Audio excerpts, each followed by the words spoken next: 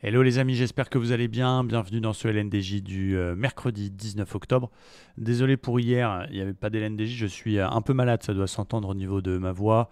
Alors c'est pas le Covid, c'est une grippe classique, mais une grippe à Dubaï, oui, ça arrive. En tout cas, je suis pas en pleine forme, mais bon, un peu mieux qu'hier, donc je me suis dit on va faire le petit LNDJ. On va commencer par le DAX. On a l'inflation en zone euro qui vient de tomber à l'heure actuelle. Le DAX qui est donc dans un mouvement de rebond technique à l'intérieur d'un canal ascendant qui a validé un double bottom, qui est repassé au-dessus de la zone 700 et qui a passé la moyenne mobile 50.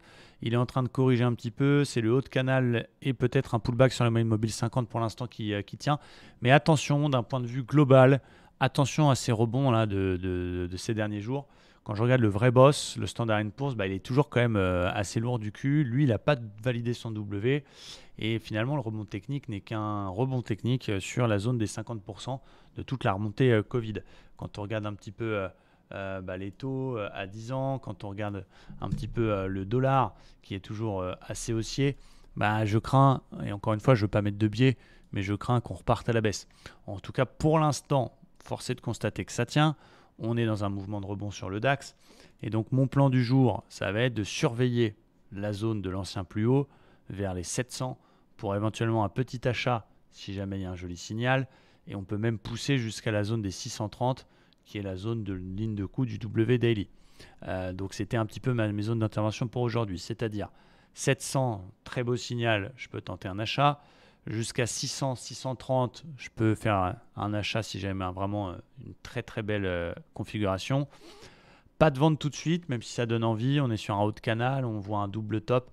Le flux reste haussier, donc je ne vais pas faire de vente tout de suite. On verra pour shorter uniquement si ça continue à baisser et qu'on casse le canal par le bas, plus le 61,8 de toute la remontée. Donc on va dire 700 achats, 600, 630 si vraiment joli setup achat, des ventes que si on repasse sous les 400 et éventuellement si on voit que ça pump sans nous et qu'on casse le plus haut, ça veut dire qu'il casse le 61,8 qui a bloqué de toute la baisse et donc on pourra quand même tranquillement faire des achats jusqu'au 13 600 même s'il y aura le haut de canal qui peut nous gêner.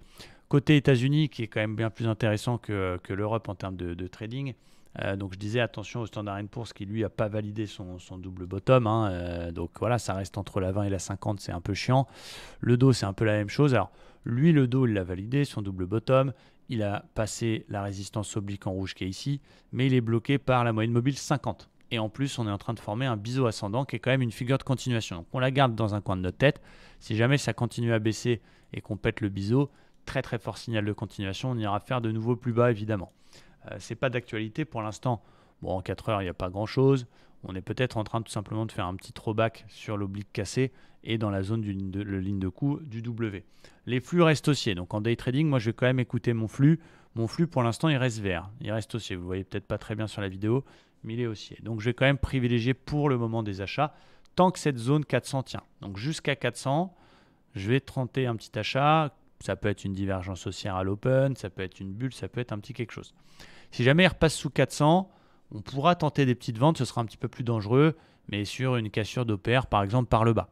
Et s'il pète les 30 100 qui sont 61 de la dernière vague, là il ne faudra pas hésiter, il faudra shorter jusqu'au bas du biseau, la zone des 29 600. Donc voilà ce que je surveille. Priorité quand même aux achats puisque la tendance et le flux il est haussier, enfin quand je dis la tendance, c'est le flux intraday. Et j'aimerais bien qu'il revienne cet après-midi vers 400, 420 pour essayer de tenter un achat là-dessus. Si jamais, scénario ultime, il part à la hausse et qu'il casse l'OPR par le haut, on achètera aussi mécaniquement pour retourner chercher, pourquoi pas, les plus hauts récents. Voilà pour moi, j'espère que ça vous aide un petit peu. C'est assez technique, c'est pas évident. On a des forces qui s'opposent, on a une belle bataille, on a envie de rebondir, mais en même temps, ça reste lourd du cul. Il y a l'inflation qui est toujours aussi haute, mais il y a des bonnes news, notamment des bons résultats d'entreprise, la Banque d'Angleterre aussi. Donc voilà, c'est un peu partagé, on est entre la 20 et la 50, donc ce sera peut-être partie de ping-pong jusqu'à la fête début novembre. Courage à tous et à très vite. Ciao!